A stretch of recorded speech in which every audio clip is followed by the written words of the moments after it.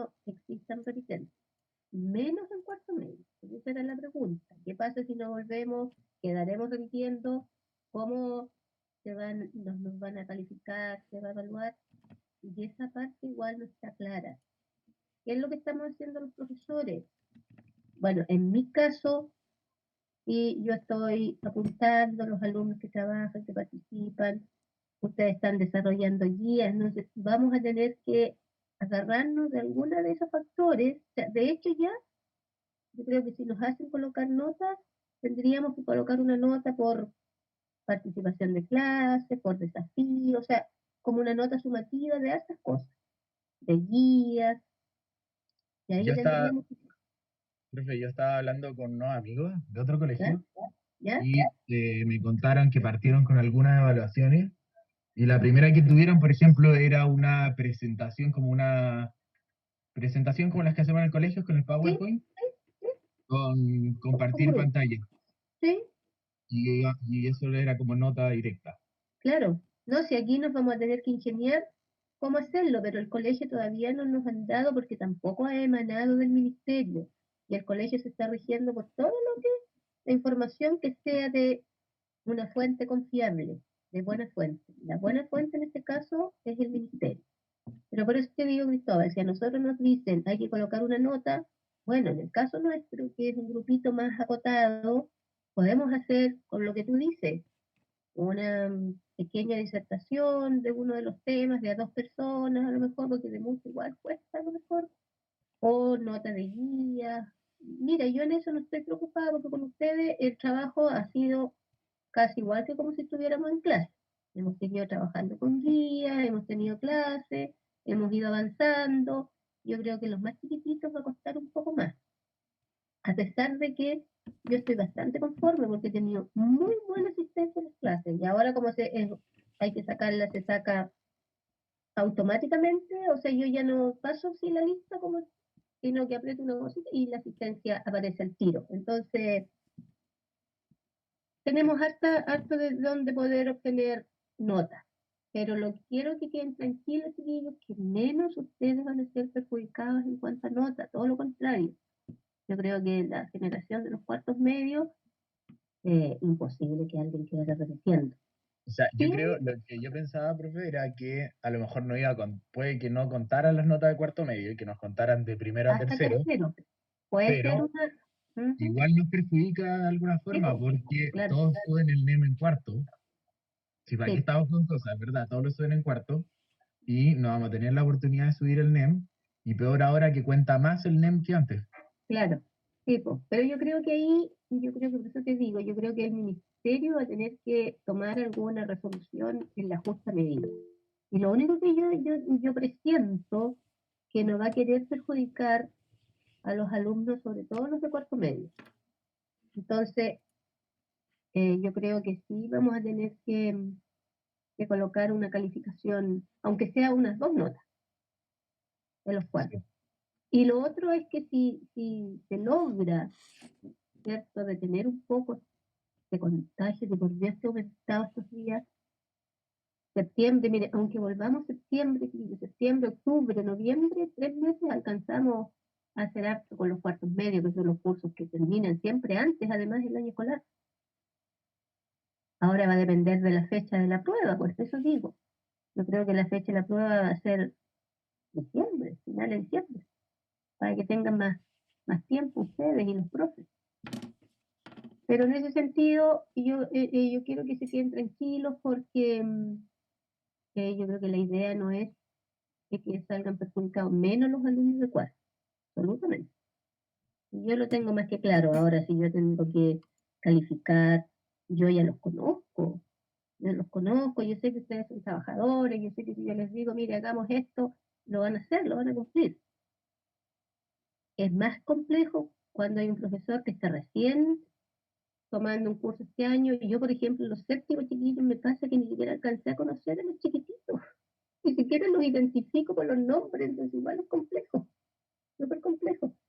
Pero, pero ha tenido buena asistencia, participan igual, están como bien motivados, y eso es, claro que medio flojito porque no están estudiando clase a clase, porque igual cuesta.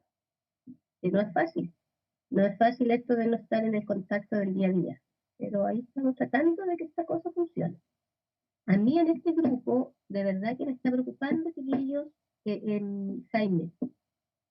Le mandé un correo, pero no me ha respondido. No sé si alguien tiene algún contacto con Jaime Córdoba, porque me preocupa.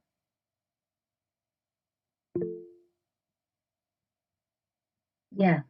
Y claro, ¿qué ha sabido de él? Porque las primeras clases, él se conectaba a las clases, pero últimamente no sé qué pasa con... A mí Jaime me pidió el horario porque supuestamente estaba confundido con el horario, pero se lo ¿Ya? envié la semana pasada y no sabía más Ya. de Jaime. Puta. Voy a volver yo a mandarle un correíto para ver si porque las primeras clases Jaime me contestó como 2 veces que yo le envié correo, pero última cuando ya partimos más cuando ya se iban a separar los cursos y se cambió el horario, no supe más de Jaime, la verdad que no supe. Sí. Entonces me tiene como preocupado ese caso, porque el caso de la Carolina cuando puede, ya estábamos enterados de que tenía problemas con la conectividad, pero Jaime, él me dijo que sí se podía conectar, que no tenía problema, pero en las últimas clases no lo ha hecho. Entonces, no sé, ¿qué pasa? Ya chicos, entonces, espero que estén todos bien, al parecer sí, estamos bien hasta el momento, hay que seguir cuidándose nomás, porque es la única forma en que esta cosa la podamos detener, porque está muy, muy compleja. Jaime Ya. dijo que se iba a conectar al tiro. Ah, qué bueno, súper, parece muy bien. Ya chiquititos, entonces, nosotros estábamos en la clase pasada repasando un poco las hormonas. Entonces, haciendo un poquitito de memoria, ¿ya? Vimos, ¿cierto?, que habían hormonas tróficas y hormonas no tróficas. ¿Alguien me puede, vamos a hacer como un repasito, a ver si se acuerdan cuál es la diferencia de la hormona trófica y la no trófica? Que las tróficas actúan en una glándula antes de llegar a la célula blanco o diana. Ya, correcto. Que las tróficas, ¿verdad?, son el grupo de hormonas que actúan o estimulan a otra glándula. ¿Ya? ¿Y las no tróficas, Maite? ¿O alguien más? Van directamente a la célula blanca. Ya, bien. Las no ¿Y las no tróficas, tróficas? Perdón, Vicente, no te escuchan bien. que las no tróficas actúan sobre los órganos diana. Ya, correcto. Las no tróficas entonces son aquellas que actúan directamente sobre el órgano diana o célula blanco, ya como se llama comúnmente, donde la hormona va a cumplir su función, ¿cierto? Ya, esa es una clasificación de las hormonas dependiendo, ¿verdad?, del mecanismo de donde actúa. También nosotros cuando hablamos de la acción hormonal y hablamos de hormona, inmediatamente lo relacionamos con el sistema endocrino, ¿verdad? Porque son las glándulas endocrinas las que secretan este tipo de sustancia química, las hormonas que viajan a través de la sangre y van a cumplir, ¿verdad?, una función específica. También recordamos la clase pasada que hay una íntima relación entre la hipófisis, que es esta glándula tan importante ubicada, ¿verdad?, en el cerebro, en una depresión en el huesito senoide y en la silla turca. Que también la hipófisis se llama, ¿cómo se llama la hipófisis? ¿Qué otro nombre tiene? Glándula pituitaria. Muy bien, Emilia, la glándula pituitaria. Y ella, ¿verdad?, se conecta y tiene relación con el hipotálamo. El hipotálamo es una región del sistema nervioso que envía entonces señales neuroendocrinas para estimular a la hipófisis. Y la hipófisis entonces tiene 3 lóbulos, también los vimos. ¿Cómo se llaman los lóbulos de la hipófisis? ¿Cómo se llaman los lóbulos de la hipófisis? Lóbulo anterior, lóbulo posterior y lóbulo medio. Muy bien. El lóbulo anterior o adenohipófisis, el intermedio, el medio, ¿cierto? Que es más pequeñito, y el lóbulo posterior o neurohipófisis.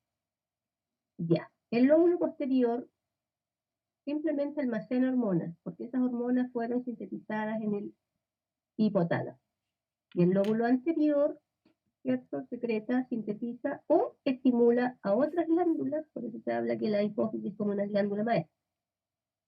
Ahora, las funciones generales de las hormonas son muchas en el organismo. Regulan muchos parámetros homeostáticos, ¿verdad? Tienen que ver con el crecimiento, reproducción, desarrollo, etcétera. En niveles de iones, azúcares, agua. Por eso son tan importantes. Y también, de acuerdo a la acción de la hormona, dijimos que habían dos grupos, las esteroidales y las proteicas.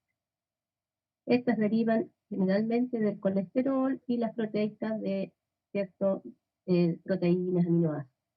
Y aquí también hay la acción es distinta en una y otra. ¿Se acuerdan?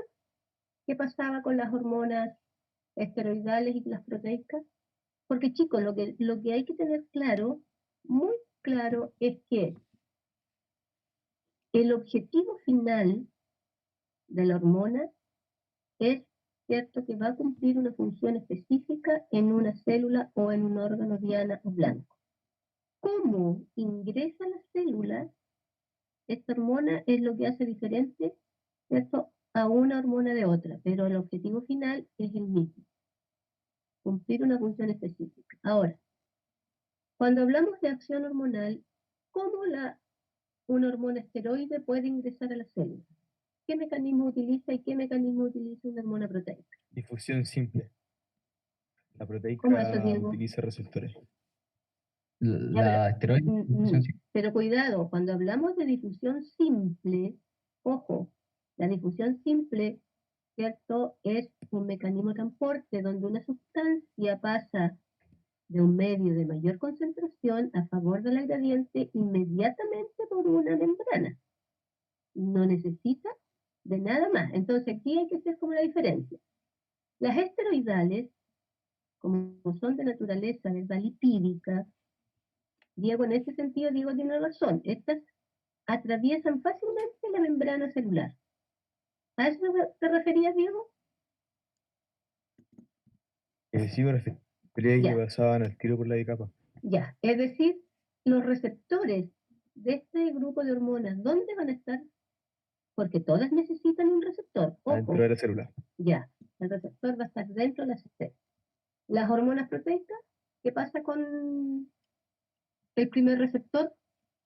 Porque estas son largas cadenas, ¿ah? Entonces, estas tienen una mayor masa molecular, por lo tanto no pueden ingresar directamente por la bicapa de lípidos. Además, son de naturaleza proteica, estas son esteroidales. Entonces, el primer receptor de estas hormonas, ¿dónde está? En la membrana, afuera. En la membrana, ¿cierto? En la membrana. Y aquí, en este esquemita, aquí tenemos la esteroidal, la hormona pasa y el receptor está dentro. En la proteica hay un primer receptor ahí y luego se genera un segundo mensajero que deriva, ¿verdad?, de la degradación del ATP. Esas serían, digamos, las diferencias en la acción de la hormona esteroidal y de la hormona proteica. Pero finalmente, chiquillos, la función en la célula, ¿cierto?, la va a cumplir específicamente la hormona que está ingresando al órgano diano o célula blanca. Ya, la clase pasada nosotros alcanzamos a ver, ¿cierto?, la acción hormonal de la glicemia, donde actúa el páncreas con las dos hormonas principales, la insulina y el glucagón, y aquí yo les coloqué, ¿hicieron esto? Ah, no, si eso lo contestamos en clase. Esto, ¿alguien sabe estos conceptos? Sí, la glucogénesis es cuando se sintetiza glucógeno a partir de ¿Ya? glucosa para que se almacene en el hígado. Y la glucogenólisis es cuando se rompe el glucógeno para generar glucosa. Muy bien, Diego. ¿Y qué otro nombre tiene este primer proceso? Porque también tiene otro nombre. Por si acaso, se llama gluconeogénesis. Es lo mismo, es un sinónimo. En el fondo, esto es ¿cierto? La síntesis de glucógeno a partir de glucosa, y ese glucógeno es el que se almacena en el hígado y los músculos, ¿ya? Y este otro es la degradación del glucógeno que está almacenado en hígado y músculo cuando hay falta de glucosa, ¿verdad? Entonces, de esa forma, la glucosa queda libre, se degradó el glucógeno, queda libre la glucosa y vuelve al torrente sanguíneo, y de esa manera entonces la sangre mantiene los niveles de glucosa que necesita. Por lo tanto, estos procesos, uno es anabólico y el otro es catabólico. Este es catabólico y este es anabólico, por si acaso. Ya. También recordamos un poco, ¿cierto?, la importancia de ese eje hipotálamo hipoficiario. Ya sabemos la relación, vimos el control hormonal del ciclo menstrual y había una tablita que se había que completar. ¿La completaron esta? Con los nombrecitos ahí. A ver, ¿vamos trabajando o no vamos trabajando? Aquí había que No me completar. fijé en esa tabla. Mira, dice No aquí, pensé que era una tabla. completar. ¿Ven? Ahí había que completar. Aquí, fases del ciclo ovárico. A ver si lo podemos sacar entre todos, chiquillos. Y la idea no es avanzando tan rápido. La idea es de ir aplicando.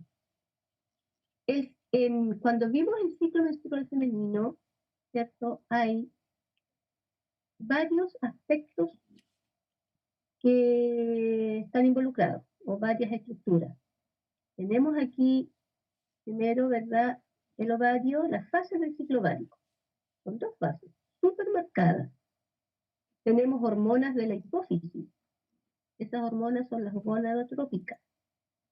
Tenemos cambios en el ovario, que aquí tiene que ver con lo que yo les explicaba en la clase pasada de la foliculogénesis. Cuando el folículo, ¿verdad?, es primario y empieza a ir cambiando, miren cómo va desarrollándose este folículo en el ovario. Miren, hasta que se rompe. Y ahí había que colocar nombrecitos. Una vez que este folículo se rompe, ¿cómo se llama ese mecanismo o ese proceso? Cuando se rompió el folículo y se libera el ovocito. Ovulación. Ovulación. Ovulación. Bien. Entonces, si nosotros vamos tratando de interpretar, porque yo acá arriba ya ven una tablita del ciclo reproductor femenino que nos puede ayudar a hacer esto. Hay dos fases. Creo que ahora se llama fase folicular, ¿o no? Ya, Emilia, correcto. La primera, si ocurre en el ovario, es una fase folicular, porque es el folículo ovárico el que va cambiando. Entonces, la primera se llama fase folicular. Correcto. Por lo tanto, aquí, en este rectángulo, debería ir el nombre correcto, fase folicular. ¿Y el segundo? Lútea. Lútea. La otra no era la fase lútea. Muy bien. Esta sería folicular y esta sería lútea. ¿Ya? ¿Por qué? Porque aquí en el ovario, ya dije, está ocurriendo la foliculogénesis. Y la foliculogénesis no es más que todos estos procesos que ocurren para que madure ese folículo, que parte siendo un folículo primario, luego se transforma en un secundario, terciario, folículo de Graf, cuando ya está maduro. Eso es lo que pasaría aquí. Todos son procesos. ¿Ya? Y aquí ya se rompe el folículo de Graf. ¿Y en qué se transforma luego ese folículo de Graf? Cuerpo lúteo. Cuerpo lúteo. Bien, Hans. ¿Y el resto? El cuerpo lúteo, ¿cierto? Aquí hay un cuerpo lúteo entonces. ¿Ya? Y ese cuerpo lúteo, chicos, se transforma en una glándula. Ocurrida la ovulación, que el pic de esta hormona que está ahí en rosado, ¿cuál será esa hormona que permite o que aumenta su concentración en la ovulación? LH. La LH. Entonces aquí, ¿ven? Ahí va a ir la LH, que dice hormonas de la hipófisis. Esas son las gonadotrópicas. Y aquí tenemos, ¿cómo se llama la otra hormona? FSH. FSH. Correcto. FSH. Ya. Pero la que tiene un pic mayor en la ovulación es la LH. ¿Verdad? Una vez ocurrida la ovulación, entonces, se forma el cuerpo lúteo. ¿Ya? Y ese cuerpo lúteo persiste, ¿cierto? Y se transforma en una glándula endocrina. Y va a empezar a secretar esta hormona que está acá abajito, miren. Y aquí cae. Y ahí vuelve a aumentar. ¿Qué hormona será esa que empieza a secretar el cuerpo lúteo? Estrógeno. ¿Ah? Progesterona. Progesterona, Tabata, bien. Progesterona, ojo, la negrita es la progesterona. Y la roja, La otra es estrógeno. eso, estrógeno. Muy bien, ahí sí. Entonces, ¿ven cómo vamos llenando la tablita? ¿Sí? El cuerpo lúteo, entonces, persiste, ¿ya? Secretando progesterona, pero si no hay fecundación, ojo, dije, persiste secretando progesterona. Si no hay fecundación, este cuerpo lúteo degenera por sí solo. ¿Sí? ¿Ven? Y se transforma en un cuerpo albical o cuerpo blanco. Y al ir degenerando este cuerpo lúteo, hay un descenso de esta hormona que estaba secretando, porque se activan nuevamente estas hormonas para que el ciclo ovárico menstrual se inicie con su primera etapa. ¿Cuál es la primera etapa de este ciclo? La menstruación. La menstruación. Esto es lo que ocurre en el útero, ¿ven? Cambios en el útero. Y el útero, acuérdense que el endometrio se preparó y engrosó. Miren, estos son vasos sanguíneos, los rojitos.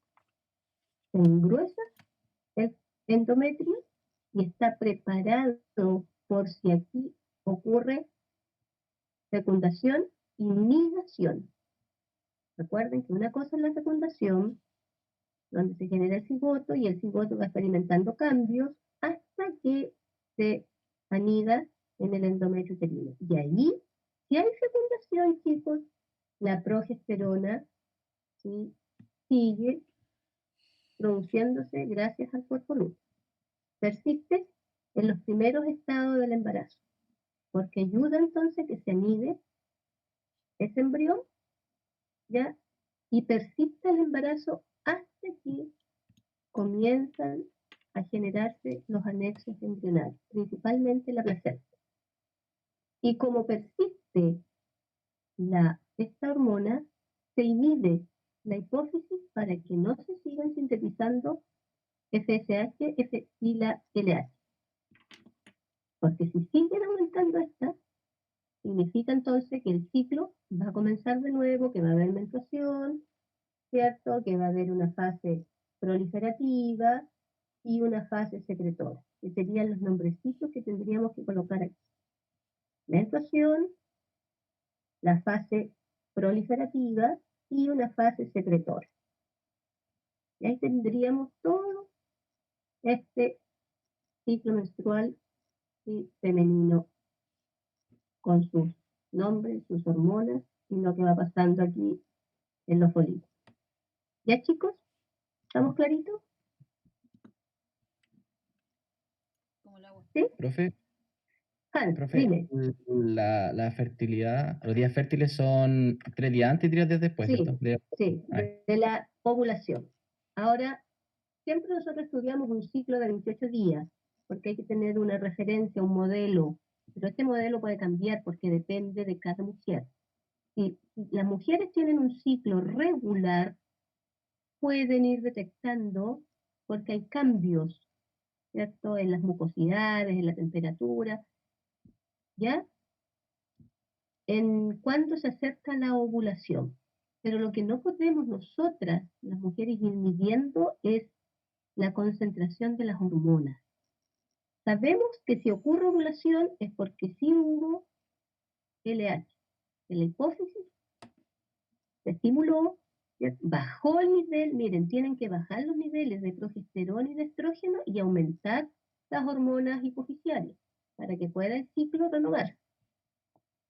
¿sí? Principalmente, entonces, estas dos hormonas van a permitir que este ciclo funcione, pero tienen que bajar estos niveles. No pueden estar estos altos y estos altos. Es decir, estas hormonas están altas, pero se inhibe la producción de estas otras. Cuando hay ovulación, la mitad del ciclo, entonces una persona con un ciclo regular de 30 días, obviamente que la mitad, perdón, de 28 días, la mitad, aprox, el día 14, sería la ovulación. Pero por eso es que 3 días antes, porque puede ocurrir, y no con certeza, el día 14. Puede ser un Perfecto. día antes, 2 días antes. Dime, Diego. En esa parte de cambio en el ovario, el primer Ahí rectángulo, arriba, ¿qué se ponía? aquí, No, abajo, la tercera. No, abajo. Cambios en el ovario. ahí, El primer rectángulo. aquí, Donde sale la No, tía, foliculogénesis. donde dice cambios ahí, en el ovario. aquí, ahí, La también el tercera, ovario. Ya, aquí tú tienes ese. que, ¿Qué se ponía en el primer rectángulo? aquí tú vas colocando, mira, puedes colocar foliculogénesis en general, o si quieres vas colocando folículo primario, secundario, terciario, GRAF y ovulación. Puedes hacerlo Ah, ya, gracias. usando esto que te puse aquí, ¿sí? O puedes colocar, como te digo, foliculogénesis, este ya el folículo de GRAF maduró, y este cuerpo luz, ¿ya?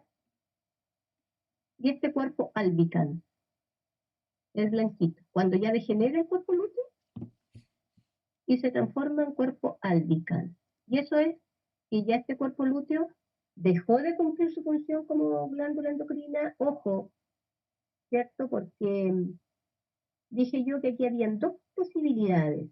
Una posibilidad de que ocurra embarazo, fecundación, porque aquí si los días fértiles de la mujer están 2 días antes de la ovulación y también 2 días después, ¿ya?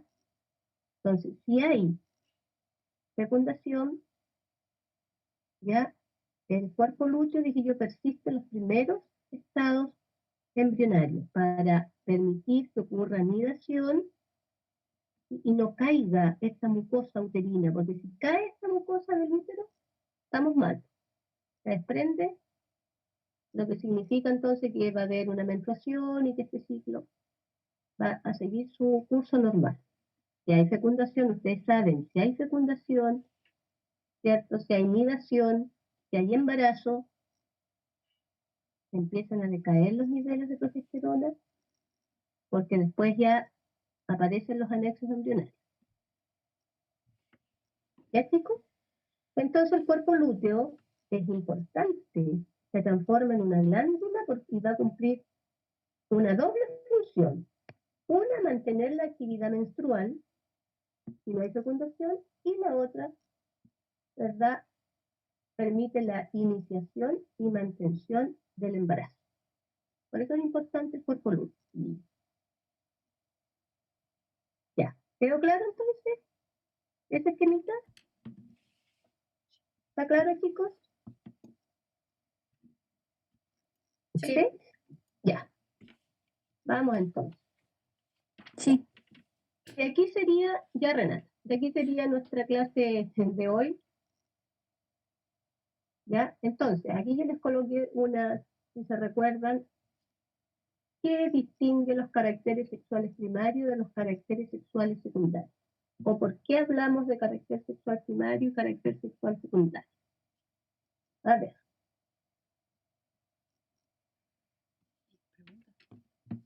¿cuál es la diferencia entre uno y otro? Puede ser que, bueno, primero que ocurren en distintos momentos y algunos son más físicos que, o sea, unos son más físicos que los otros. Los Ya. primarios los tenemos todos que nos diferencian de hombres y mujeres y los secundarios se desarrollan en la pubertad. Ya, por ahí vamos. Ya, ahí complemento un poco más lo que decía la May. Los caracteres sexuales primarios vienen, ¿cierto?, desde el nacimiento y vienen dados por la presencia de los aparatos reproductores. Nada más que eso. Presencia de aparatos reproductores. Y por eso es que se habla de un sexo masculino y de un sexo femenino.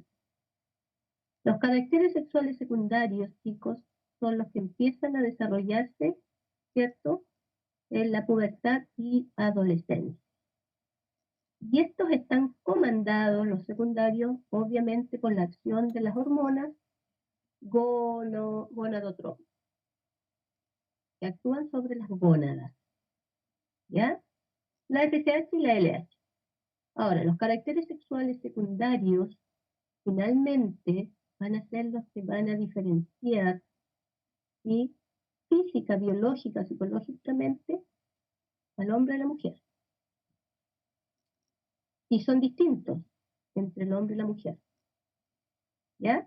Pero están comandados por las hormonas sexuales, femenina y masculina. Ya sabemos que esas hormonas, ¿verdad?, actúan sobre las gónadas. Recién estas hormonas gonadotrópicas, FSH y LH, actúan sobre las gónadas, y las gónadas son las que van a secretar entonces las hormonas propiamente tal, esteroidales sexuales, estrógenos y andrógenos. Los estrógenos son el grupo de hormonas femeninas y andrógenos masculinos. Y estas son entonces las hormonas que van a actuar para que se desarrollen los caracteres sexuales secundarios. Bien, pero todo esto está comandado, miren, parte por el hipotálamo. Por eso que hablamos del eje hipotálamo, hipófisis, gónada. El hipotálamo libera estos factores liberadores que estimulan a la hipófisis recién, ¿cierto?, sintetiza o produce FSH-LH, la adenohipófisis. Estas hormonas actúan sobre las gónadas, permitiendo entonces ahora recién que sean estimuladas y que se sinteticen las propias hormonas sexuales masculinas y femeninas. Por lo tanto, chiquillos, aquí hay un ejemplo de hormonas tróficas o no tróficas, en este caso.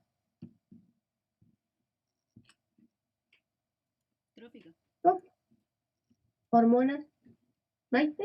Pues trópicas o tróficas, que es lo mismo. Muy bien. Se fijan que aquí el hipotálamo estimula la hipófisis libera estas hormonas actúan sobre las gónadas, recién las gónadas, y van a secretar las hormonas sexuales, y estas hormonas sexuales entonces van a generar los cambios en la especie humana. ¿Ya? Y aquí está la retroalimentación negativa. ¿Se fijan cómo está la retroalimentación negativa? Por un lado, si ya se secretaron suficientes hormonas sexuales, entonces se inhibe y se manda un mensaje al hipotálamo para que el hipotálamo deje de secretar esta hormona que estimula, entonces se genera esta reacción como cadenita, de primer orden, segundo orden, tercer orden.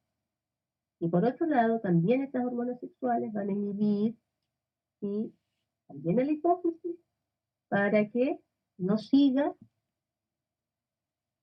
liberando más hormonas, porque un exceso de hormonas dijimos que ocasionaba patologías y también la deficiencia. Pero cuando ya estos niveles de hormonas bajan, se estimula de nuevo el hipotálamo y se reanuda el ciclo. Aquí está como lo mismo, pero ¿qué pasa con estas hormonas LH y FSH a nivel del testículo? Acuérdense que en el varón la gametogénesis masculina comienza en la pubertad y están comandadas también por estas hormonas. Entonces, lo mismo, tenemos el hipotálamo, manda estas hormonas liberadoras de gonadotropina, estimula la hipófisis secreta la LH y la FSH, actúan, ¿verdad?, sobre la gónada del testículo, y ahí nos separamos. En el testículo, recuerden, hay dos grupos de células importantes, las células de Leydig, que son las que van a secretar la testosterona, y acordémonos que la testosterona se secreta también a partir del colesterol. Y por otro lado, las células de Sertoli o Sertoli, que permiten que ocurra la espermatogénesis. Pero estas células, chicos, tienen más funciones que estas. ¿Ya? Esta, su función principal es producir testosterona.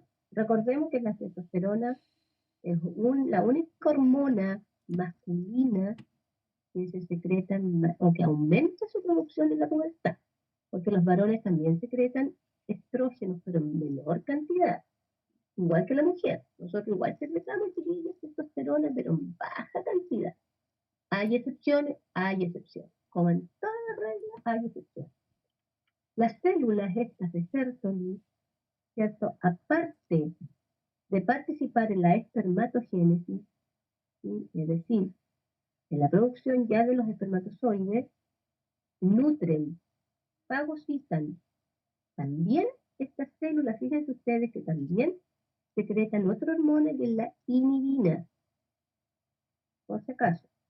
La inhibina no solamente la secretan las gónadas, ¿sí? También la secreta la placenta en la mujer, los folículos ováricos. Bueno, en la mujer, aquí en el hombre, las células de Sertoli, entonces, dentro de sus amplias funciones, también secretan una cantidad de esa hormona, la inhibina. ¿Ya? Y esa hormona inhibina, en algún minuto, va a actuar para que no se sigan secretando la FSH y la LH. Se llama inhibina. ¿Se acordaban de estas células de Leydig y de Sertoli a nivel testicular? ¿Sí o no? Sí. ¿No? De Sí. nombre. Bueno, ahora se las recuerdo. Ahora miren, a nivel del testículo, chiquillos, cuando está ocurriendo la espermatogénesis, ¿cierto? Que no es otra cosa que la producción de los espermatozoides o la síntesis de espermatozoides, se genera una barrera que se llama hematotesticular. Súper importante. A nivel del testículo hay una barrera que se llama hematotesticular. Así como la barrera hematoencefálica, cuando vimos el sistema nervioso, dentro de las protecciones hay una barrera hematoencefálica. Aquí también hay una barrera que protege para que pueda ocurrir la espermatogénesis en forma normal. Y esa barrera está impidiendo, por ejemplo, es una barrera altamente selectiva, muy selectiva. Entonces está impidiendo, por ejemplo, que ingresen, ¿sí?, a las células que van a originar los espermatozoides, a las espermátidas o espermatogonios, si nos acordamos, que ingresen sustancias tóxicas. Entonces actúa también como una forma de prevenir, ¿cierto?, alguna infección en estas células y que no ocurra la espermatogénesis en forma normal. Profe, Entonces ocurre entre los capilares que rodean a las células de estas células de Sertoli y los túbulos seminíferos del testículo. ¿cómo era que ¿Qué se llama? La barrera se llama hematotesticular, con H. Hematotesticular. ¿Ya, chicos?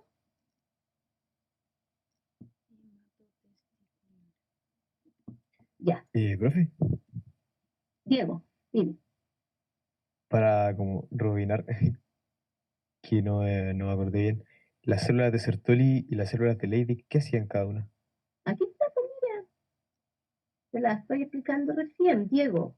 Las de Leydig participan en la síntesis de la testosterona, la hormona sexual masculina. ¿Ya?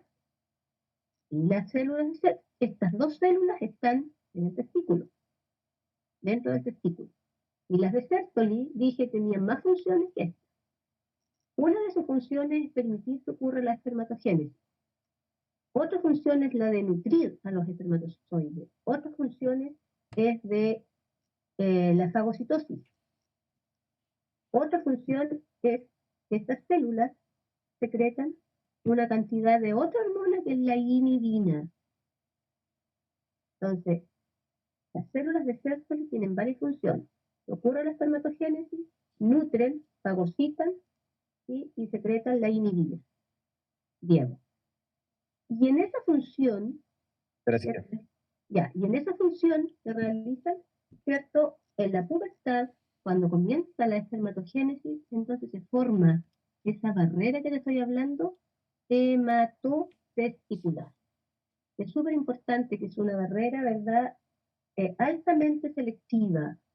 Por lo tanto, ella está impidiendo, por ejemplo, que ingresen a estas células que van a ser las que originan los espermatozoides, las espermátidas y los espermatogonios, porque se pueden infectar, por lo tanto, puede que si se infectan no esté ocurriendo la espermatogénesis en forma normal.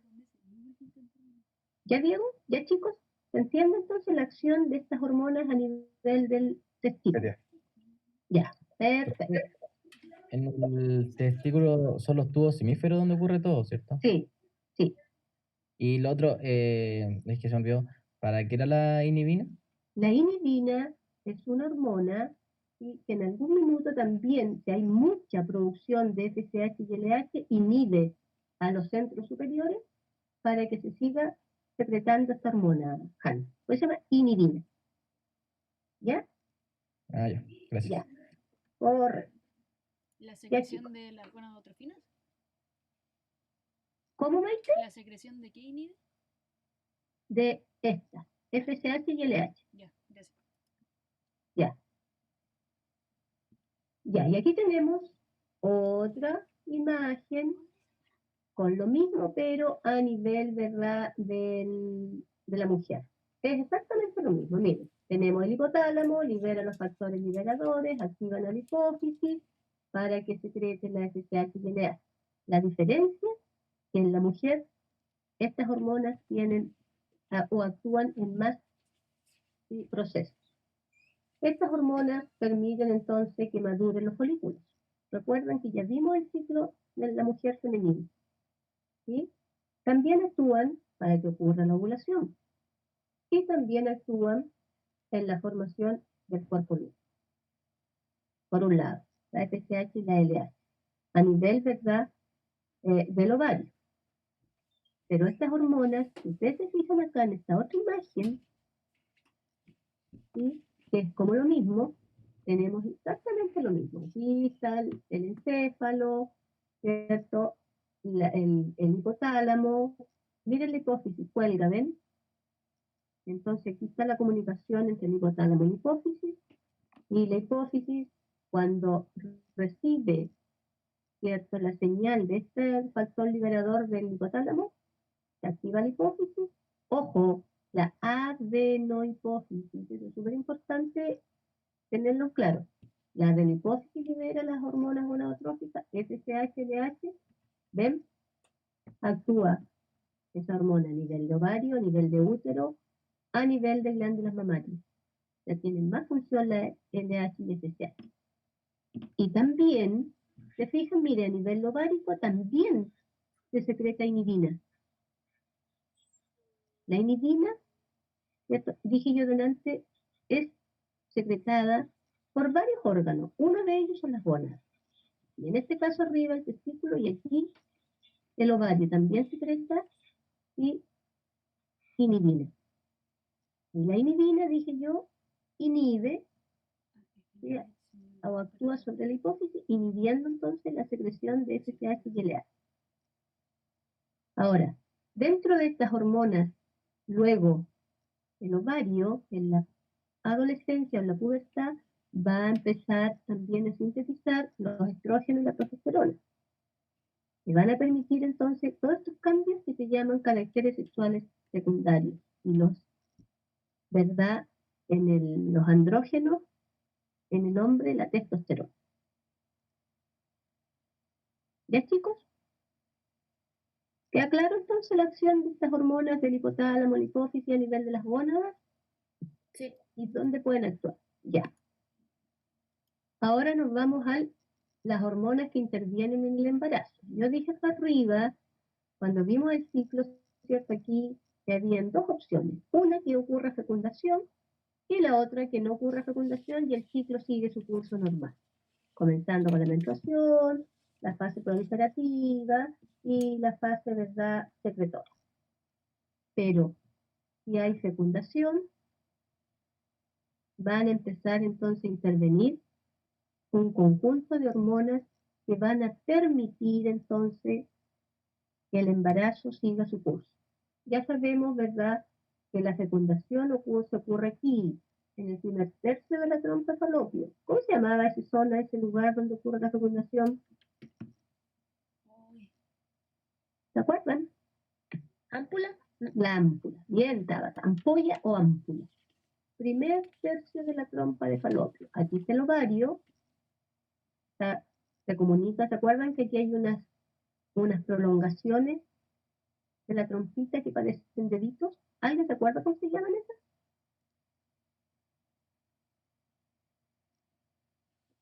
¿Fimbria? Las fimbrias. Bien, Tabata, las fimbrias. Que ayudan entonces a que el ovocito avance ocurrida la ovulación. Entonces, chiquillos, miren aquí.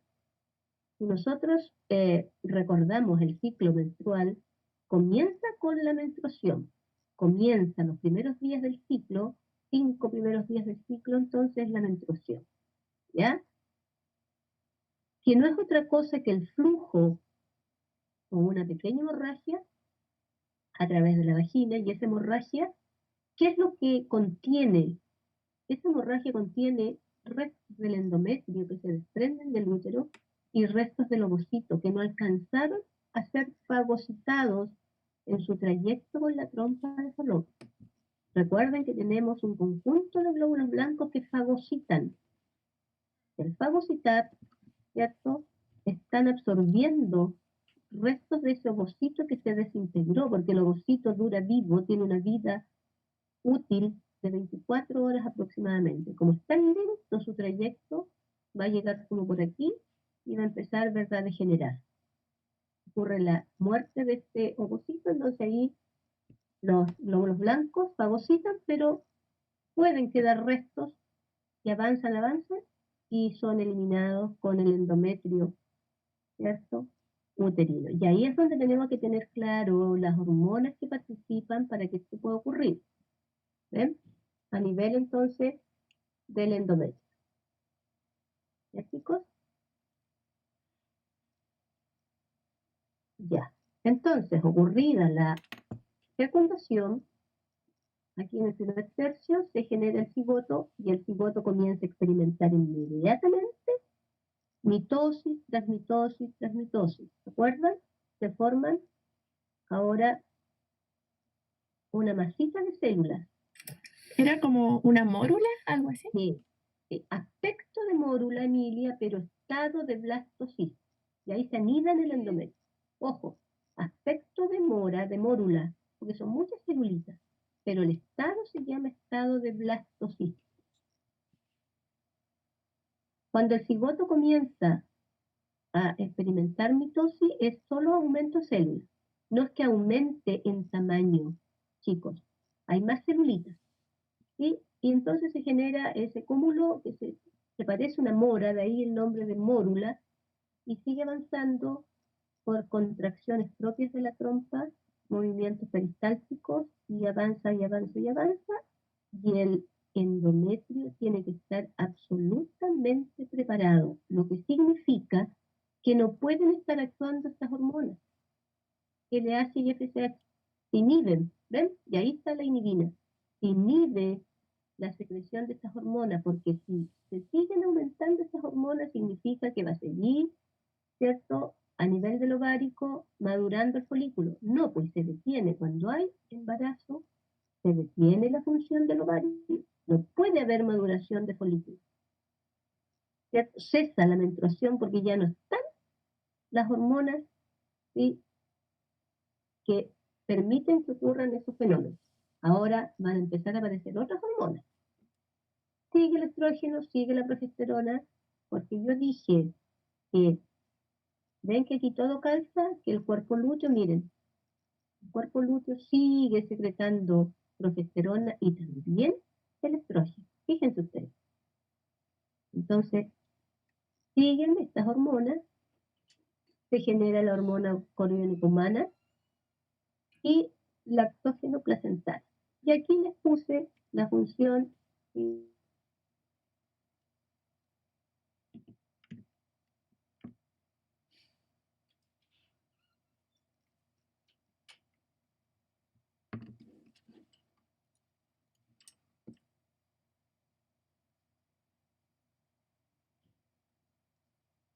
estas hormonas, esto que está aquí, Aumenta la masa muscular, tiene que persistir ese endometrio, porque va a ser lo que va a permitir nutrir al embrión en los primeros estados. Por eso es que es tan importante esta hormona. Aumenta el flujo de sangre al feto, prepara las mamas para la lactancia. La glándula mamaria comienza a prepararse, no a secretar leche. Y aproximadamente al 5º mes de gestación, chicos, ya comienza la glándula mamaria a prepararse gracias a la acción de estas hormonas. No a sintetizar leche, pero sí como glándula. Empieza a preparar. Progesterona relaja las paredes venosas de las venas, inhibe las contracciones uterinas. No pueden haber contracciones uterinas sino hasta el final del embarazo. Por eso son importantes. Esta hormona, la hormona, ¿cierto?, coriónica humana, que la secreta la placenta, estimula la producción de estrógeno y progesterona. Por eso es tan importante. Se fijan, porque ya no está el cuerpo lúteo, ya desapareció. El cuerpo lúteo, yo dije que persistía para dar inicio a la implantación y los primeros estados. Recuerden que el embarazo hay un estado que se llama el estado embrionario y luego fetal. Al final del 2º mes de gestación todavía es un estado embrionario, pero después ya se llama fetal. Ahí ya desapareció el cuerpo lúteo. ¿Por qué? Porque aparece la placenta. La placenta empieza a secretar esta hormona que va a ayudar a que persista el estrógeno y la progesterona, pero en menor cantidad, chiquillos, pero igual hay estrógeno y progesterona para que puedan mantenerse el embarazo. La relaxina, dije yo, inhibe la contracción uterina, ¿cierto? Ahora esto se remodela, significa que esta hormona también está ayudada mediante una proteína, que es el colágeno que está presente en los epitelios. Prolactina, permite la maduración de conductos y alveolos mamarios. Estimula la lactancia. La prolactina, chiquillos, también se empieza a secretar en poquísimas cantidades para preparar la glándula, pero cuando aumenta la acción de la prolactina, cuando el bebé nace. ¿Cierto? Ocurrido el parto, ya la hipófisis comienza a secretar mayor cantidad de prolactina. Y el lactógeno placentario humano es antagonista a la insulina, ojo, porque permite la producción adecuada de glucosa para la demanda fetal. Eso es importante, esto solo se secreta también la placenta y persiste solo con el embarazo. Es igual. ¿Ya? La prolactina se empieza a secretar en mayor cantidad una vez que ocurre el parto, que es la otra etapa, como el final, ¿verdad?, del embarazo, el parto. Ya, chiquillos, como ustedes ven, no aparece por ninguna parte la FSH ni la LH. Se inhiben, no pueden secretarse. O de secretarse tiene que ser en una cantidad muy, muy bajita, porque si no, puede generar en los primeros estados, chiquillos, de la gestación que se produce en el endometrio, si hay mucha producción de LH y FSH, puede haber una hemorragia y no permitir que se anide en forma normal ese embrioncito. ¿Ya, chiquillos? Ya.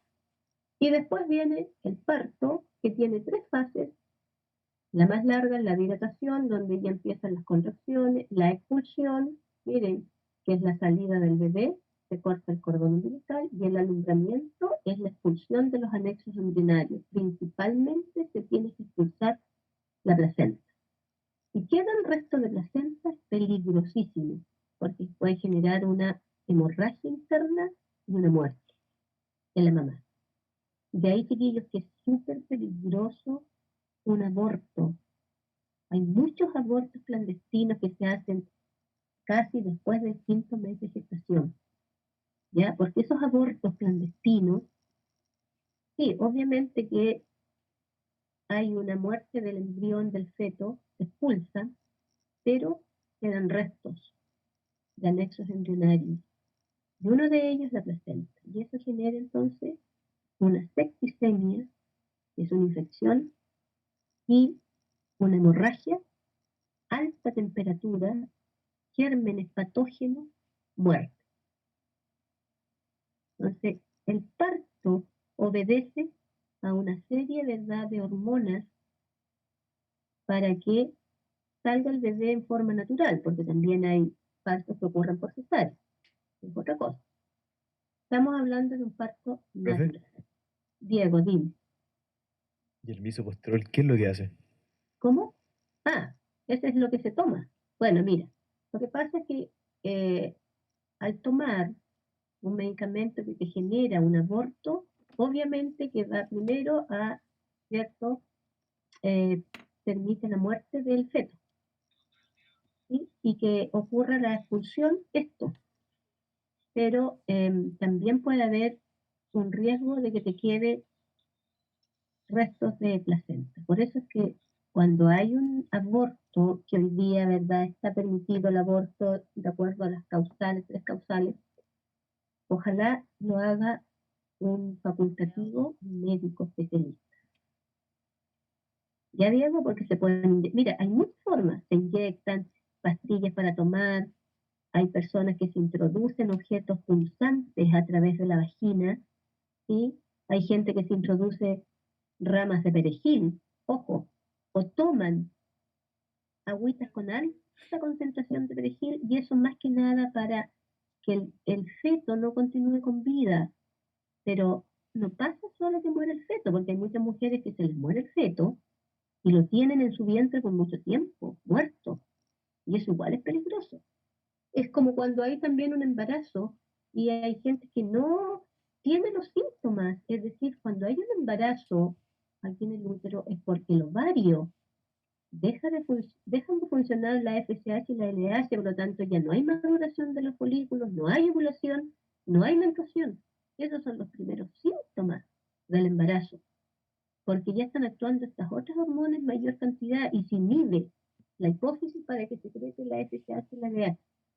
Pero fíjense ustedes que igual pueden quedar restos de esas hormonas, o como les dije yo delante, seguir sintetizándose, pero en menor cantidad, y puede ocurrir igual una menstruación en los primeros, que es normal, absolutamente normal. Pero ¿cuándo es anormal? Cuando ya no es comunal, porque la menstruación es algo absolutamente normal, pero una hemorragia vaginal, cuando hay un embarazo, es complejo. Entonces, esas pastillitas que se toman, esas cositas que se introducen, ¿cierto?, para que muera ese feto, se genere la hemorragia y sea expulsado. No siempre funciona, porque no todos los organismos funcionan en la medida, funcionan igual.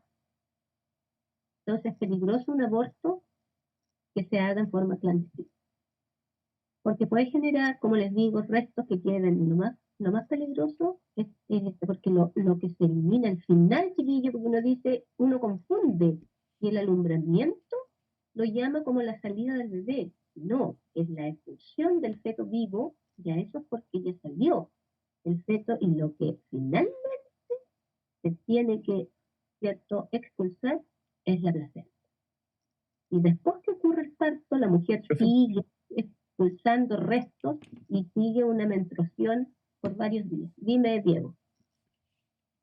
pero hay veces en que el alumbramiento ocurre primero o no, ¿Cómo? cuando como No, que sale la placenta y después el no, bebé. mira, lo que pasa es que cuando empiezan las contracciones uterinas por acción, que aquí les puse las hormonas de la oxitocina y la relaxina, que son las hormonas que en mayor cantidad, ¿cierto?, aquí te la puse, ¿viste?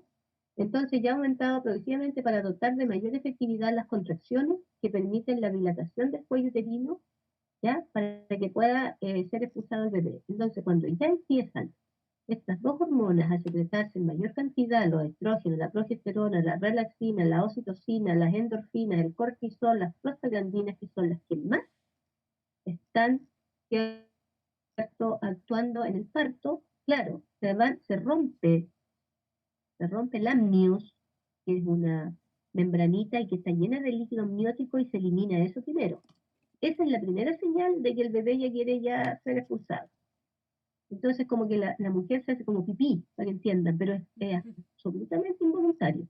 Se rompen esas membranitas y cae todo ese líquido, y significa entonces que el bebé ya quiere, está listo para salir.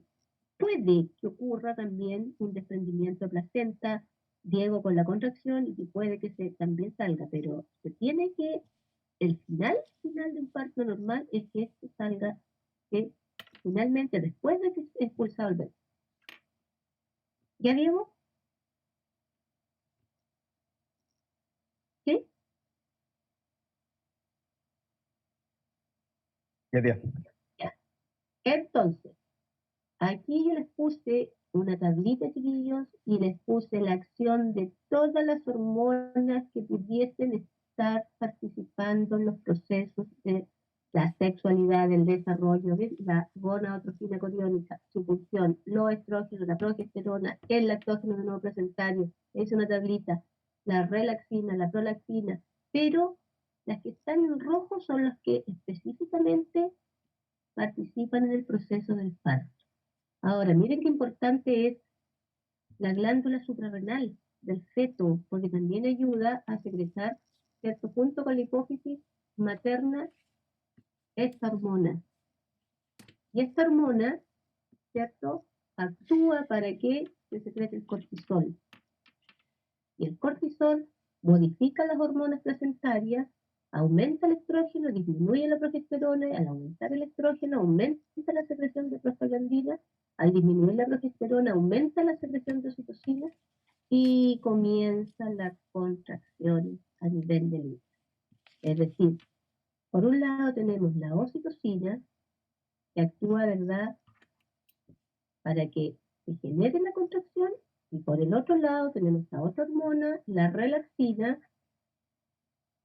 ¿ven?, que está encargada de relajar los músculos y articulaciones, favoreciendo la elasticidad de la musculatura y la movilidad de los huesos de la pelvis.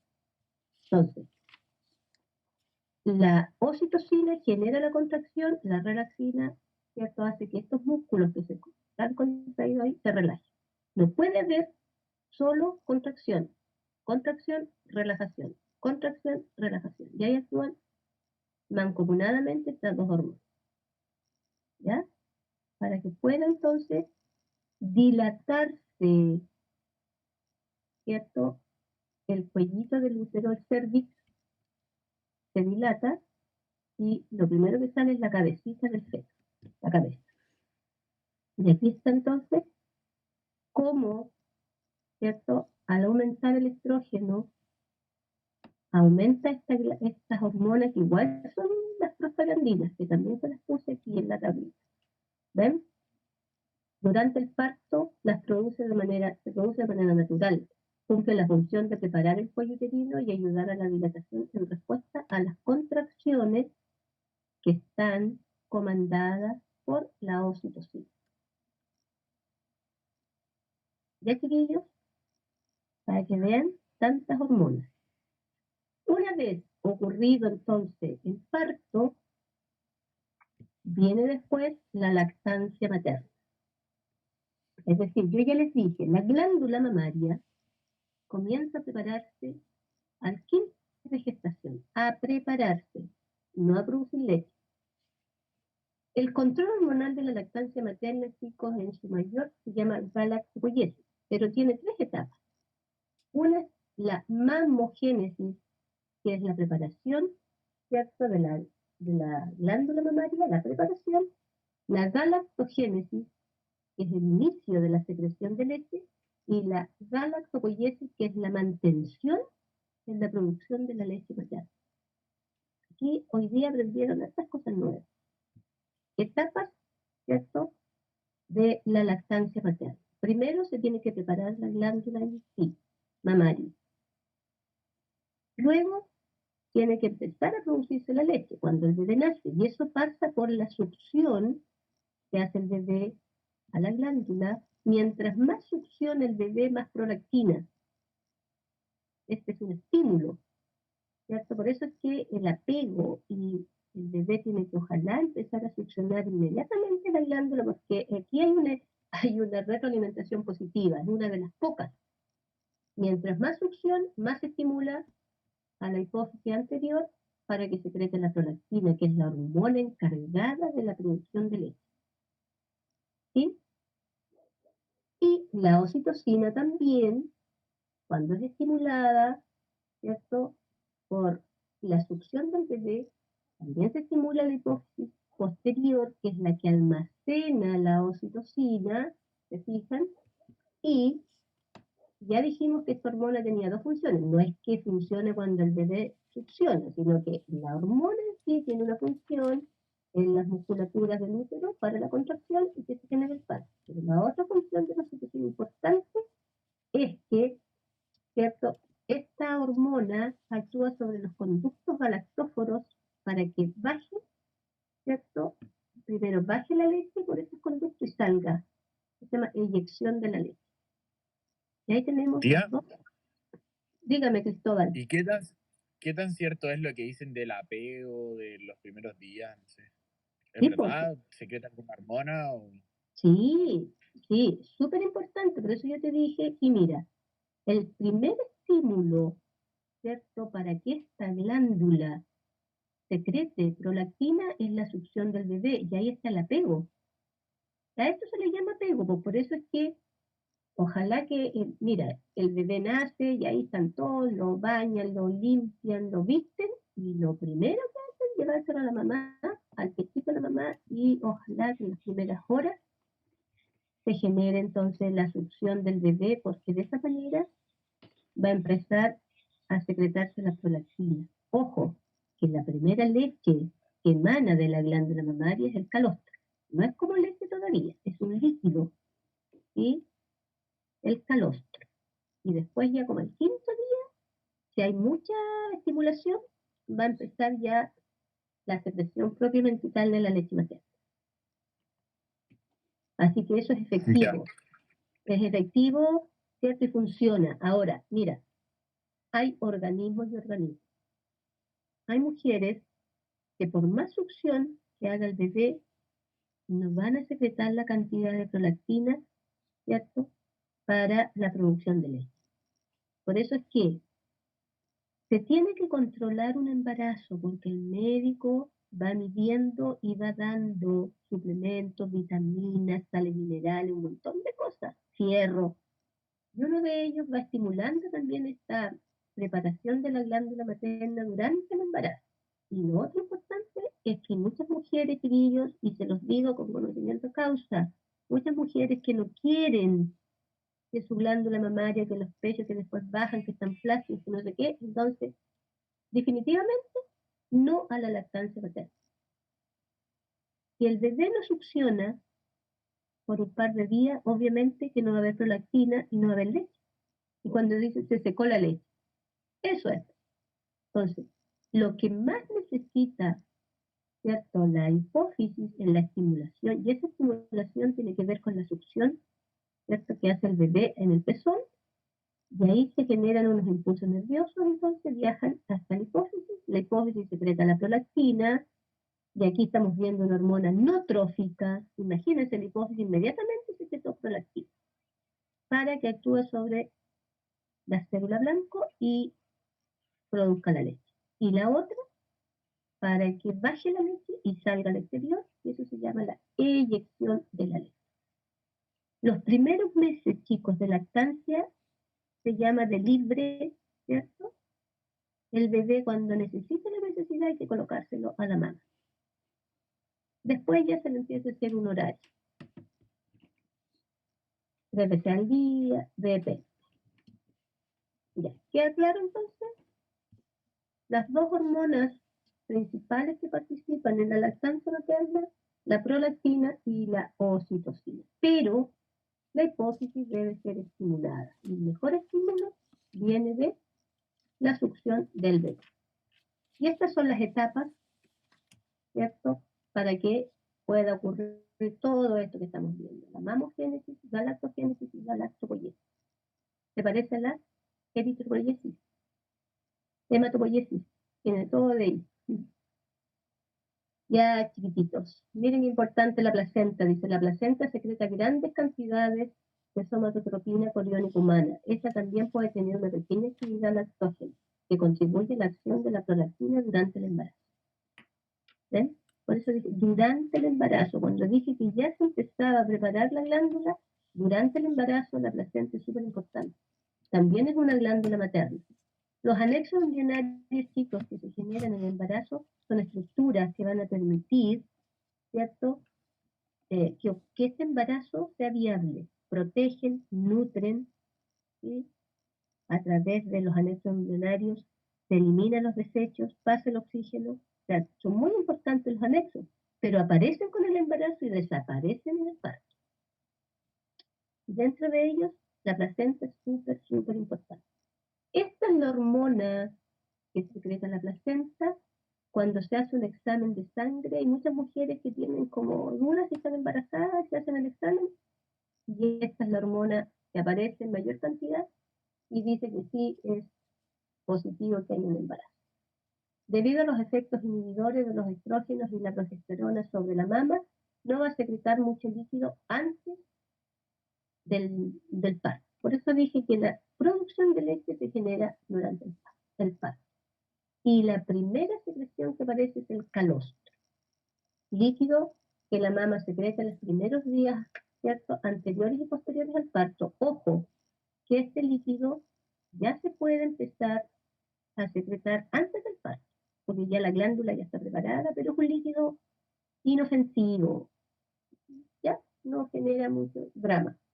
Contiene básicamente, ¿cierto?, las más concentraciones de proteína y lactosa que la leche, pero carece de grasa. Por eso es que después que se genera ya la leche es lo que tiene todo lo que el bebé necesita. Alto porcentaje de agua, proteína, lípidos, aminoácidos. Pero cuidado, la leche materna.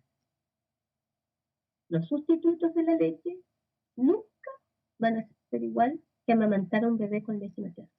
Recuerden que cuando el bebé nace todavía no tiene maduro su sistema inmunológico. De ahí que una importancia es la leche materna, porque lo mantiene protegido de enfermedades al bebé hasta que empieza a madurar, ¿cierto?, su sistema inmune y a generar sus propios anticuerpos. Antes de eso se tiene que aportar a través de la leche. Ya, ¿estamos bien hasta aquí, chiquitines? Sí. ¿Sí? ¿Se va entendiendo? Sí. Es harto, ¿cierto? Sí. Sí, qué bueno. Ahora después van a tener que estudiar, repasar. Pero miren, aquí, como les dije el otro día, está todo, todo, todo y más que todo. Siempre le pongo más que menos. ¿Ya? Ya, mis niños. No sé si vamos a alcanzar, nos quedan como 5 minutitos, pero por lo menos ver algo del control de la natalidad, y no sé si ustedes serán capaces, porque esto, miren, es como leer un poquito, porque la próxima clase quiero ver, me estoy preparando el power de ciclo celular. ¿Sí? O la próxima clase terminamos rapidito de ver los métodos anticonceptivos, porque yo dije que este tema daba largo, ¿ya? La acción hormonal, pero aquí está todo, todo, todo, todo. Y yo creo que este es el último tema de hormonas, los métodos de control de la natalidad. Así que veamos esta imagen. Ya hay métodos naturales y artificiales. Dentro de los métodos naturales están estos, que es lo que, de acuerdo a los contenidos de la PSU, ¿cierto? Está la temperatura basal, está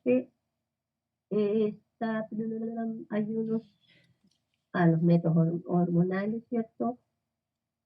Y tenemos los parcialmente irreversibles, también salen. Por eso se los puse aquí todos. Técnicas que permiten a una pareja, mediante la observación de procesos relacionados con la ovulación, si desea evitar un embarazo sin utilizar ningún procedimiento artificial. Esos serían los naturales. Y ahí tendríamos los más comunes dentro de los naturales. Método de ovulación, Billing o método del moco cervical. ¿Ven?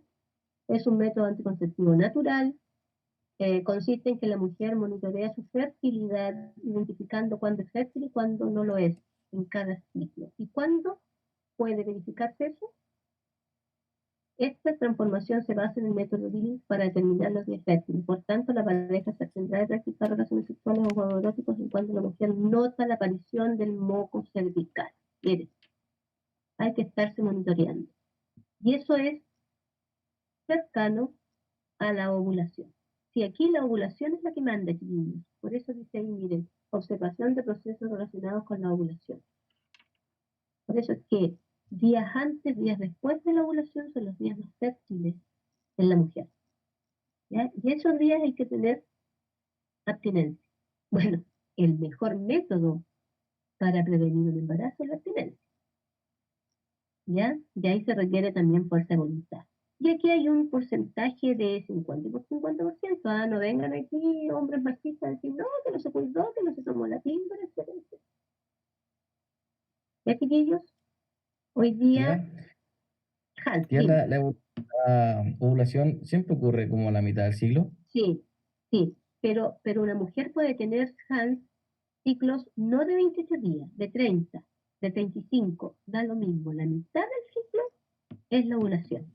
Pero aquí, para que te pueda surgir efecto un método natural, lo primero que tiene que tener la mujer, claro, es que sus ciclos sean regulares. Porque hay mujeres que son muy irregulares, que menstruan un mes, el otro mes no, y así van. Recuerden que el ovario se va turnando para la ovulación. Entonces, se me acordaba recordarles eso. Recuerden que el ovario, un mes ovula un ovario, el otro mes ovula el otro ovario. Entonces se van turnando. Lo ideal y lo normal es que solo sea un ovocito y el que salga y que madure un folículo. Un solo ovocito, pero puede ser, ¿cierto?, que maduren dos folículos, salgan dos ovocitos y ocurra un embarazo, ¿sí?, de mellizos. Ojo, que es distinto a los gemelos. Mellizos, trillizos, son diferentes ovocitos fecundados por diferentes espermatozoides. Los gemelos univitelinos son un ovocito fecundado por un espermatozoide que en el mecanismo este de división, algo pasó, se divide y genera dos individuos idénticos. Entonces, en esta, Hans, para que estos métodos naturales sean efectivos, lo primero tiene que haber una regularidad en el ciclo menstrual de la mujer. Y generalmente la mitad del ciclo es cuando aumenta este moco cervical y también aumenta un poquito la temperatura. Porque ese es otro método, ¿cierto?, que es natural. Ahora sí se los puse aquí. Viste de la temperatura basal. Consiste en registrar en tablas, pero esto es más engorroso. La temperatura corporal a lo largo del ciclo menstrual, lo que permite advertir el desnivel de temperatura de más o menos entre 0,2 a 0,5 grados Celsius, producido por la secreción de progesterona en el ovario tras la ovulación. Entonces esto es claro. Es más engorroso porque hay que llevar tablas y tomarse la temperatura todos los días. Y cuando hay un cambio, aumento de temperatura, es porque es más fértil la mujer. ¿Ya? Y el otro es simplemente este método al ritmo, calendario, que es como el más conocido que tú me estabas diciendo. Si los ciclos son regulares, la mitad del ciclo partimos con la menstruación, ¿cierto? La mitad del ciclo, la ovulación, y días antes y días después de la ovulación, los días fértiles. Ahora, chiquillos, ninguno de estos métodos naturales son 100% seguros. Siempre lo más seguro es la abstinencia. Lo más seguro. Y para eso, ojo, ¿cierto?, que hay que tener esto clarito. Cuando digo que sean mujeres regulares. Hoy día, ¿cierto?, el estilo de vida que llevamos, el estrés, la alimentación, hace que estos ciclos no sean tan regulares. Y hoy día se ha adelantado mucho la menarquia, la primera menstruación, que es uno de los caracteres sexuales más notorios en la mujer. ¿Recuerdan la menarquia, la primera menstruación? Ya hoy día hay niñitas de 9 años que se inician a una vida sexual. 9 años, lo que significa que todavía no está su aparato reproductor en condiciones. A los 9 años, antiguamente a los 9 años las niñitas jugaban con muñecas. Hoy día a los 9 años hay niñitas que ya tienen una vida sexual activa porque ya tuvieron su primera menstruación. Imagínense un embarazo a los 9 años. Todavía esto no está preparado para recibir a ese embrión, menos para que se desarrolle recién a los 9 años. Pero sí, ¿ya? Y ocurre. Ahora, obviamente, Una mujer que tiene su primera menstruación a los 9 años significa que el ovario, los folículos ya están madurando, por lo tanto va a tener una menopausia precoz. Recuerden que la mujer trae una cantidad de folículos, 400.000 en cada ovario, y esos son los que van madurando mes a mes y se van desgastando. Y luego viene la menopausia. Entonces, si su primera menstruación fue a muy temprana edad, obviamente que la menopausia también, que es el término del periodo fértil en la mujer, que es algo, ¿verdad?, que hace distinto al hombre y la mujer. La mujer nace trayendo en sus ovarios una cantidad de folículos. Se activan en la adolescencia por la acción de las hormonas sexuales. Se activa y el ovario madura, los folículos y se genera la menstruación, etc. El hombre recién parte en la adolescencia activando los testículos para que se genere la gametogénesis masculina. Recuerden que los ovarios, la meiosis en la gametogénesis femenina se detiene y solo se completa con un embarazo y con una fecundación. Por lo tanto, en la mujer, por eso es que no alcanza a llamarse óvulo, chiquillos, queda como ovocito secundario, porque si hay fecundación es tan rápido que el óvulo termina la meiosis y es fecundado y pasa a cigoto inmediatamente. Entonces casi no hay óvulo en la mujer. ¿Ya? ¿Qué, chiquillos? ¿Qué les pareció? ¿Bien? Sí, todo muy claro. Ya. Sí. Ya.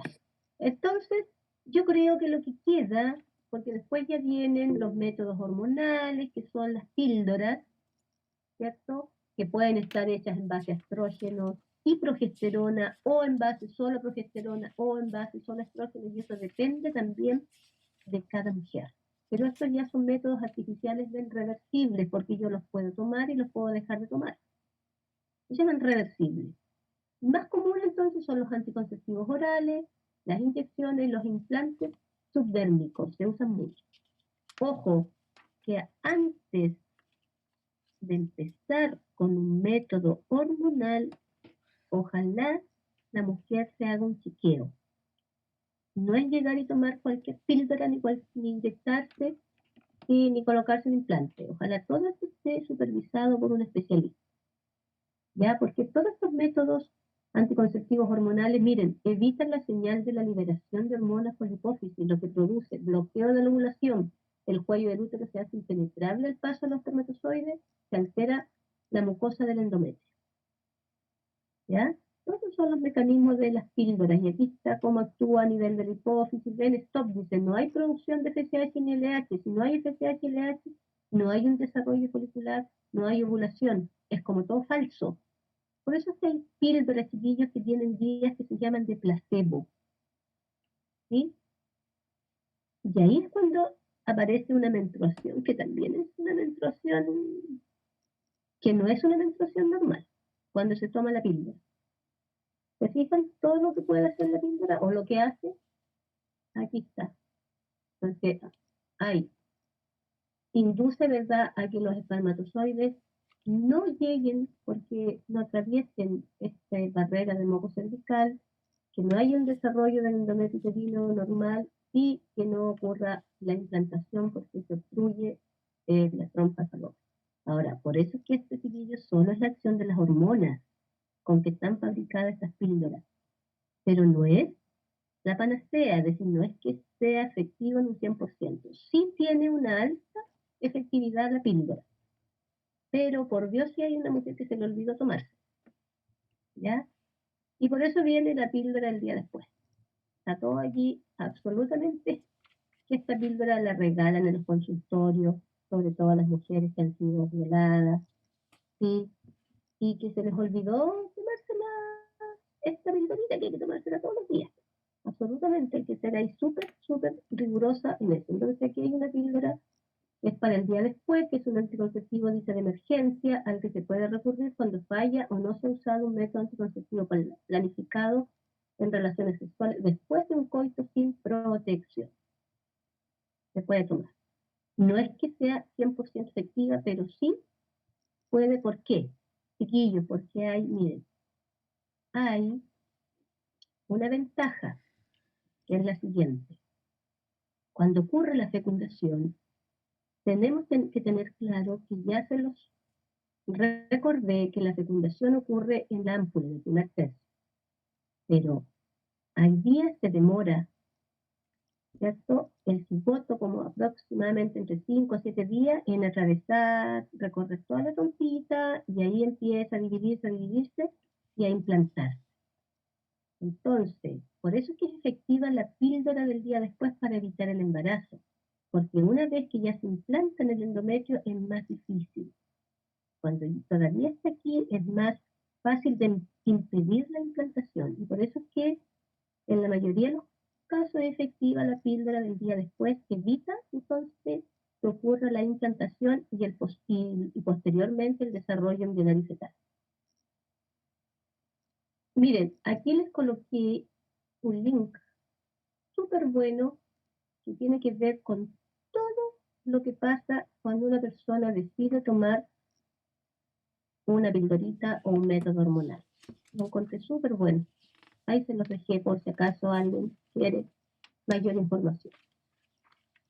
Y aquí es lo mismo, ¿cierto? Esta famosa píldora de emergencia, inhibe la ovulación, ¿cierto? Y tiene que ver con todo esto que ya estábamos hablando de cómo actúa esta píldora. ¿Ya, chiquillos? Estamos pasaditos, parece. Ya. Yo parece que le subí esta clase a la plataforma. Me pidieron que se la subiera completa, se la subí. Sí. No sé si alguien ha tenido el tiempo de estudiarla completa, pero aquí está el resto de todos los posibles métodos anticonceptivos y los que son parcialmente reversibles. Ahora se habla de parcialmente reversibles, que son, ¿verdad?, la ligadura de las trompas, la vasectomía, y aquí se los explico. ¿Ven? La ligadura de trompa, los dispositivos intratubáricos, que son otros, y la vasectomía. Y aquí les coloqué un poco una tablita de los métodos anticonceptivos, ¿cierto? Y la eficacia que tienen. ¿Ya, chicos? Y más abajo también les coloqué unos anexos que son súper importantes y aquí les puse la tabla con toditas las hormonas había por haber, los factores liberadores, la hipófisis, la tiroides, la paratiroides, la corteza, la médula suprarrenal, el páncreas, los ovarios, los testículos. Y así sucesivamente. Así que yo creo que esta clase, yo creo que con esto ya estaríamos ok para la otra clase, aprovecharla y estudiar el ciclo celular. ¿Les tinca? Sí. ¿Sí o no? Sí. Tía, pero ¿Sí? una pregunta, ¿vamos Sí. a revisar el ensayo en algún momento? ¿El que les mandé ahora? Sí. Sí, yo les voy a, igual dije que les iba a subir a la plataforma las claves, pero sí, lo podemos revisar. ¿Qué país? ¿Ya? Ya, gracias. Pero primero lo contestan, me subo la hojita de respuesta y en una clase lo podemos planificar y lo vamos a revisar, porque es largo, pero no está difícil. Pero lean bien antes de contestar. Ya, mis chiquititos, eso sería la cátedra del día de hoy. Espero haberles recordado muchas cositas de las hormonas para que vean la importancia que tienen las hormonas en el organismo. ¿Ya? Y aquí les puse una tablita con la composición, por si acaso, de la leche materna. Y miren, también les hice una histología del testículo, donde están las células de Leydig, la de Sertoli con toda la función que cumple, y la barrera hematotesticular. También lo que pasa en la pubertad, los caracteres sexuales secundarios en el hombre y en la mujer, y ánimo que se puede. Ustedes saben la confianza que yo tengo en ustedes, así que no me defrauden. Ya, chiquititos, un placer saber que están bien, siguen cuidándose mucho. El viernes no nos vemos. Jaime, qué bueno. Hola, tía. ¿Cómo estás, Jaime? Me tenías preocupada. Bien, ¿y usted? Bien, hijo. Qué bueno. Bien. No, ¿Alguien quiere preguntar algo?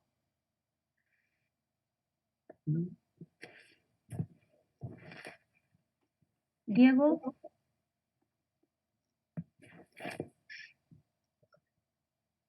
Ah, ¿no? no, tenía el micrófono activado, tío. Ah, bueno, entonces nos despedimos hasta el próximo miércoles, si Dios quiere. Recuerden que el viernes no nos vamos a ver porque tienen ensayo PSU. Cuídense, aprovechen el tiempo, sigan estudiando, sigan haciendo sus ensayos, sigan haciendo sus guías. Ustedes son más que capos. Ya, chiquititos, nos vemos. Chao, tía. Chao, profe.